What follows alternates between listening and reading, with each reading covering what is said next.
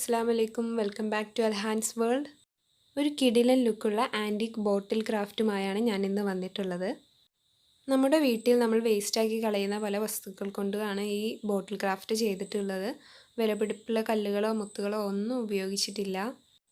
ഇത്തിരി പെയിൻ്റ് ഉണ്ടെങ്കിൽ നമുക്ക് ഇതേ കണ്ടില്ലേ അടിപൊളിയായിട്ടുള്ള ഒരു ബോട്ടിൽ ക്രാഫ്റ്റ് ചെയ്തെടുക്കാം. വീഡിയോ ഇഷ്ടമായാൽ ലൈക്ക് ചെയ്യാനും ഷെയർ ചെയ്യാനും അതുപോലെ സബ്സ്ക്രൈബ് ചെയ്യാനും മറക്കല്ലേ. നമുക്ക് ഈ ബോട്ടിൽ ക്രാഫ്റ്റ് എളുപ്പത്തിൽ എങ്ങനെ ചെയ്യാമെന്ന് നോക്കാം.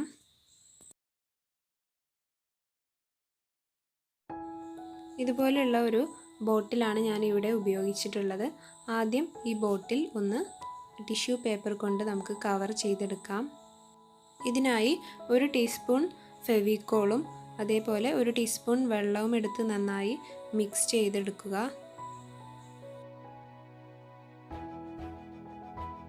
ഇനി ടിഷ്യൂ പേപ്പർ ചെറുതാക്കി മുറിച്ചെടുക്കുക. ടിഷ്യൂ പേപ്പർ ഇല്ലെങ്കിൽ നമുക്ക് സാധാരണ ഉപയോഗിക്കുന്ന ന്യൂസ് പേപ്പർ ആയാലും മതി.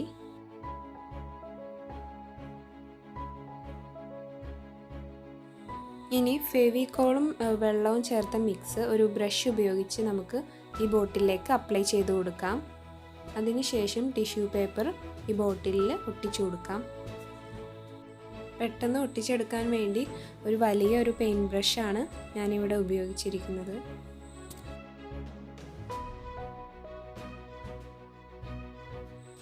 ഇപ്പോൾ ഇവിടെ ഏകദേശം ടിഷ്യൂ പേപ്പറിൻ്റെ ഫസ്റ്റ് ലെയർ കോട്ടിംഗ് ആയിട്ടുണ്ട്.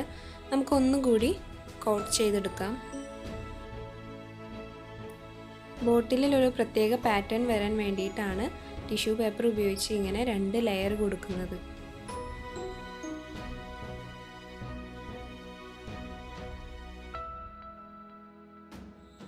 ഇങ്ങനെ 2 ലെയർ കോട്ടിംഗ് ചെയ്ത ഈ ബോട്ടിൽ നന്നായി ഉണക്കിയെടുക്കാം. ഇനി ഉണക്കിയെടുത്തതിന് ശേഷം നമുക്കിത് പെയിൻറ് ചെയ്ത് കൊടുക്കാം.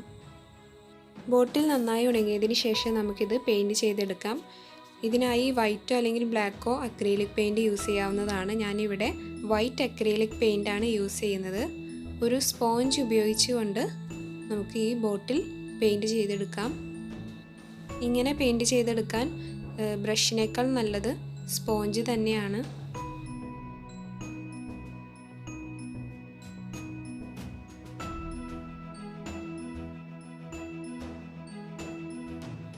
രണ്ട് കോട്ട് പെയിൻ്റ് അടിച്ചതിന് ശേഷം ഈ ബോട്ടിൽ നന്നായി ഉണക്കിയെടുക്കുക. ഒരു ദിവസം മൊത്തം ഉണക്കിയെടുക്കുന്നതായിരിക്കും നല്ലത്. നമ്മുടെ ബോട്ടിൽ ഇവിടെ നന്നായി ഉണങ്ങിയിട്ടുണ്ട്. ഇനി നമുക്ക് വീട്ടിൽ ആവശ്യമില്ലാത്ത കുറച്ച് വസ്തുക്കൾ എടുക്കാം. കാർഡ്ബോർഡിൻ്റെ പുറത്തെ ഷീറ്റ് എടുത്ത് മാറ്റിയാൽ നമുക്ക് ഇതുപോലെ കിട്ടും. ഇത് ബോട്ടിലിൽ ഒട്ടിക്കാനായി എടുക്കാം. ഇനി അതിന് ശേഷം നമുക്ക് ആവശ്യമുള്ളത് ഇതുപോലെ കാണുന്ന ഒരു നെറ്റാണ്.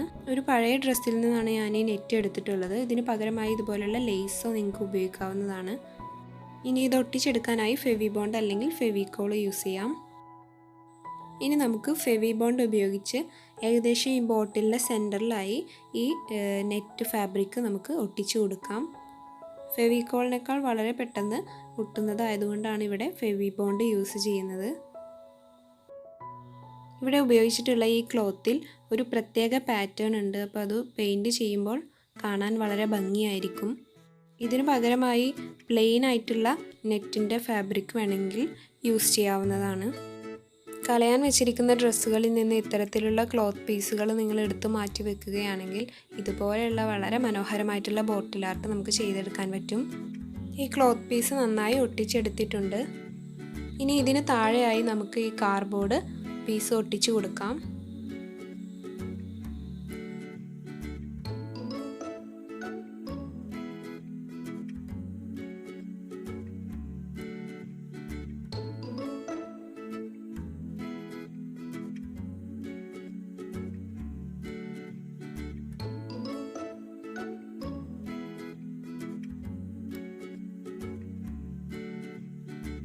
ഇനി നമുക്ക് ഈ ബോട്ടിലിൻ്റെ മുകൾ ഭാഗത്ത് കൂടി കാർഡ്ബോർഡ് ഒട്ടിച്ചു കൊടുക്കാം. ഇതിനായി ഒരു ചെറിയ പീസ് കാർഡ്ബോർഡ് എടുത്തതിന് ശേഷം ഫെവിബോണ്ട് ഉപയോഗിച്ച് ഒട്ടിച്ചു കൊടുക്കുക. ഇനി നമുക്ക് വേണ്ടത് പരിപ്പാണ്. കടലപ്പരിപ്പോ അല്ലെങ്കിൽ തുവര പരിപ്പോ ഇതിനായി ഉപയോഗിക്കാം. എൻ്റെ കയ്യിൽ 2 തരം പരിപ്പുണ്ട്. അതിൽ കുറച്ച് വലിയ പരിപ്പാണ് ഞാനിവിടെ ഉപയോഗിക്കുന്നത്. അതിനു മുമ്പ് ഈ ബോട്ടിലിൻ്റെ മുകൾ ഭാഗം വെറുതെ കിടക്കുന്നുണ്ട്, അതൊന്ന് നമുക്ക് ഡെക്കറേറ്റ് ചെയ്യാം. അതിനായി ഞാനിവിടെ ഉപയോഗിച്ചിരിക്കുന്നത് പഴയ ഒരു ഡ്രസ്സിൽ നിന്നും വെട്ടിയെടുത്തിട്ടുള്ള 2 ഫ്ലവറാണ്. ഇത് നമുക്ക് ഈ ബോട്ടിലിൻ്റെ മുകളിൽ ഒട്ടിച്ചു കൊടുക്കാം.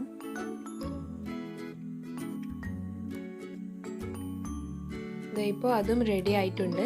ഇനി നമുക്ക് ഈ ബോട്ടിലിൻ്റെ മുകളിൽ പരിപ്പ് ഒട്ടിച്ചെടുക്കാം. കാർഡ്ബോർഡിൻ്റെ മുകളിലായിട്ടാണ് പരിപ്പ് ഒട്ടിച്ചു കൊടുക്കുന്നത്. പെട്ടെന്ന് ഒട്ടിച്ച് തീർക്കാമെന്ന് കരുതിയിട്ടാണ് ഇത് തുടങ്ങിയത്. പക്ഷേ ഇത് ഒട്ടിച്ച് തീരുമ്പോഴേക്കും ഒരുപാട് സമയമെടുത്തു. വളരെ ശ്രദ്ധിച്ച് വേണം ഇത് ഓരോന്നും ഒട്ടിച്ചെടുക്കാൻ. അപ്പോൾ ഇതാ ഒരു ലെയർ കംപ്ലീറ്റ് ആയിട്ടുണ്ട്. ഇനി ഈ ബോട്ടിലിൻ്റെ താഴെ കൂടി ഇതുപോലെ നമുക്ക് പരിപ്പ് ഒട്ടിച്ചു കൊടുക്കാം. ഓരോന്നായി വളരെ ശ്രദ്ധിച്ച് ഒട്ടിച്ചു കൊടുക്കുക.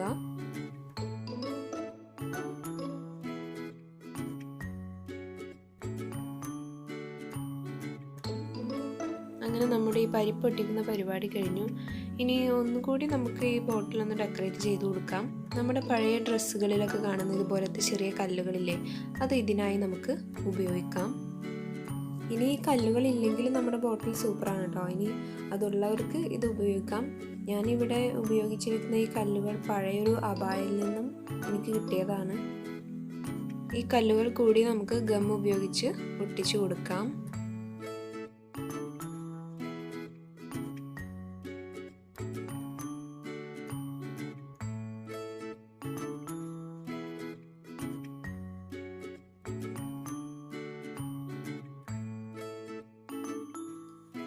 അങ്ങനെ ഇവിടെ കല്ലുകളും ഒട്ടിച്ചെടുത്തിട്ടുണ്ട്. നമ്മുടെ ബോട്ടിൽ ഏകദേശം ഡെക്കറേഷനൊക്കെ കംപ്ലീറ്റ് ആയി.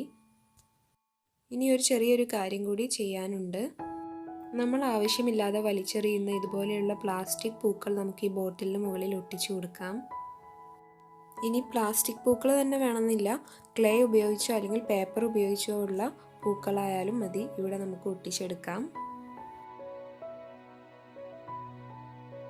അങ്ങനെ നമ്മുടെ ബോട്ടിലിൻ്റെ ഒരുവിധം പണികളൊക്കെ കഴിഞ്ഞു. ഇനി നമുക്ക് ഈ ബോട്ടിലിനെ നന്നായി പെയിൻ്റ് അടിച്ചെടുക്കാം.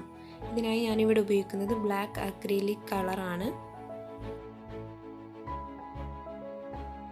ഒരു സ്പോഞ്ച് ഉപയോഗിച്ചുകൊണ്ട് നമുക്ക് ഈ ബോട്ടിൽ മുഴുവനായി ബ്ലാക്ക് പെയിൻ്റ് അടിച്ചു കൊടുക്കാം. പ്രത്യേകം ശ്രദ്ധിക്കുക, ബോട്ടിൽ മുഴുവനായി നമുക്ക് ഈ പെയിൻ്റ് അടിച്ചെടുക്കണം.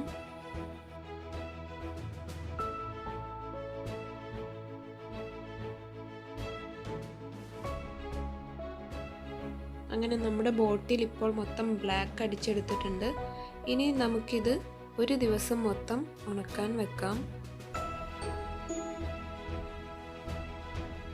നന്നായി ഉണക്കിയെടുത്ത ഒരു ബോട്ടിലാണിത്. ഇനി നമുക്ക് ഈ ബോട്ടിലിന് ആൻറ്റിക് ലുക്ക് വരാനായി പെയിൻ്റ് അടിച്ചു കൊടുക്കാം. ഞാനിവിടെ ഉപയോഗിച്ചിരിക്കുന്ന പെയിൻറ് കാമലിൻ്റെ ഗോൾഡ്, മെറ്റാലിക് ബ്രോൺസ്, അതുപോലെ മെറ്റാലിക് കോപ്പർ എന്നീ 3 ഷെയ്ഡുകളാണ്. ലോക്ക്ഡൗൺ ആയതുകൊണ്ട് തന്നെ ഇവിടെ എവിടെയും പെയിൻറ് കിട്ടാനില്ല. അതുകൊണ്ട് ഞാൻ ഈ പെയിൻറ്റുകളെല്ലാം ഓൺലൈനായാണ് വാങ്ങിച്ചത്. ഇതിൻ്റെ ലിങ്ക് ഞാൻ ഡിസ്ക്രിപ്ഷൻ ബോക്സിൽ ഇടാം. നിങ്ങളുടെ കയ്യിൽ ഇതിലേതെങ്കിലും ഒന്ന് മാത്രമേ ഉള്ളൂ എങ്കിൽ അത് ഉപയോഗിച്ച് ചെയ്താലും മതി. മെറ്റാലിക് ബ്രോൺസ് ആണ് ഏറ്റവും നല്ലത്. ഇനി നമുക്കൊരു സ്പോഞ്ച് ഉപയോഗിച്ച് മെറ്റാലിക് ബ്രോൺസ് കളർ നമുക്ക് ഈ ബോട്ടിലിൽ അപ്ലൈ ചെയ്ത് കൊടുക്കാം. വളരെ പതുക്കെ നമ്മൾ ഈ ബോട്ടിലിൽ ഈ പെയിൻറ് അപ്ലൈ ചെയ്ത് കൊടുത്താൽ മതി. അപ്പോഴാണ് ആ കറക്റ്റ് ആൻറ്റിക് ലുക്ക് നമുക്ക് കിട്ടുകയുള്ളൂ.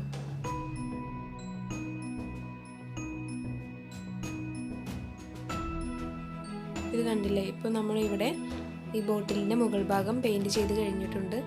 ഇപ്പോൾ തന്നെ നമുക്ക് ഈ വ്യത്യാസം മനസ്സിലാവുന്നതാണ്. ഇനി നമുക്ക് ഈ ബോട്ടിലിൻ്റെ എല്ലാ ഭാഗത്തും ഇതുപോലെ മെറ്റാലിക് ബ്രോൺസ് കളർ അപ്ലൈ ചെയ്ത് കൊടുക്കാം. ഇതിനു പകരമായി ഗോൾഡ് മാത്രം ഉപയോഗിച്ചാലും മതിയാവുന്നതാണ്. ഇങ്ങനെ പെയിൻറ് ചെയ്യാനായി നമുക്ക് ബ്രഷിൻ്റെ ഒന്നും ആവശ്യമില്ല. സ്പോഞ്ച് ഉപയോഗിച്ച് തന്നെ നമുക്ക് ഈ പെയിൻറ് ചെയ്തെടുക്കാവുന്നതാണ്.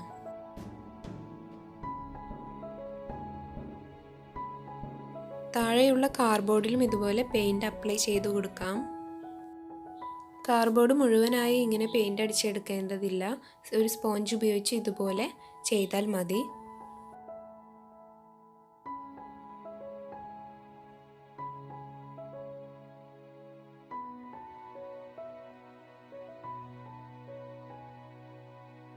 ഇനി ആ നെറ്റിൻ്റെ മുകളിലുള്ള ആ പാറ്റേൺ ഒന്ന് തെളിഞ്ഞ് കാണാൻ വേണ്ടി അതിൻ്റെ മുകളിൽ പെയിൻറ് ചെയ്ത് കൊടുക്കാം. ഇതിനായി നമ്മുടെ കൈവിരലുകൾ ഉപയോഗിച്ച് വേണമെങ്കിൽ പെയിൻറ് ചെയ്യാം, ബ്രഷ് ഉപയോഗിക്കേണ്ട ആവശ്യമില്ല.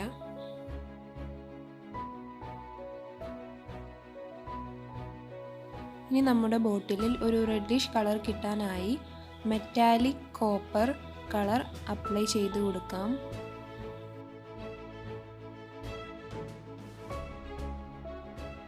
വളരെ കുറച്ച് പെയിൻറ് മാത്രമേ നമുക്കിതിനായി ആവശ്യം വരുന്നുള്ളൂ. ചെറിയൊരു റെഡ് ഷെയ്ഡ് കിട്ടാൻ വേണ്ടിയിട്ടാണ് നമ്മളിങ്ങനെ ഇതിന് മുകളിലായി അപ്ലൈ ചെയ്ത് കൊടുക്കുന്നത്. ഈ നെറ്റ് ഫാബ്രിക്കിൻ്റെ മുകളിലും അതുപോലെ നമ്മുടെ ബോട്ടിലിൻ്റെ മുകൾ ഭാഗത്തുള്ള ആ 2 ഫ്ലവറിൻ്റെ മുകളിലും ഇതേപോലെ റെഡ് കളർ അപ്ലൈ ചെയ്ത് കൊടുക്കാം.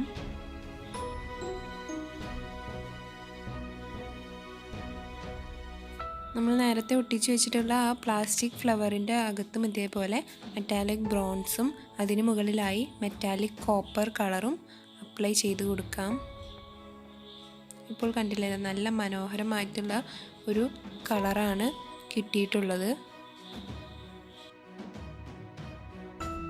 ഇപ്പോൾ നമ്മളുടെ ബോട്ടിലിൻ്റെ ഏകദേശം ഒരു 90% പണികളെല്ലാം കഴിഞ്ഞിട്ടുണ്ട്. ഇനി നമുക്ക് ഇതിന് മുകളിലായി ഒരു ഗോൾഡൻ ഷെയ്ഡ് കൂടി കൊടുക്കാം. ആ ബോട്ടിലിന് ഒരു കംപ്ലീറ്റ് ആയിട്ടുള്ള ആൻറ്റീക്ക് ലുക്ക് കിട്ടാൻ വേണ്ടിയിട്ടാണ് ഗോൾഡൻ ഷെയ്ഡ് കൊടുക്കുന്നത്. ബ്രഷ് കൊണ്ട് ഒരു ഇത്തിരി അപ്ലൈ ചെയ്തതിന് ശേഷം നമ്മുടെ കൈ കൊണ്ട് നന്നായി അത് എല്ലാ ഭാഗത്തും ആക്കി കൊടുക്കുക.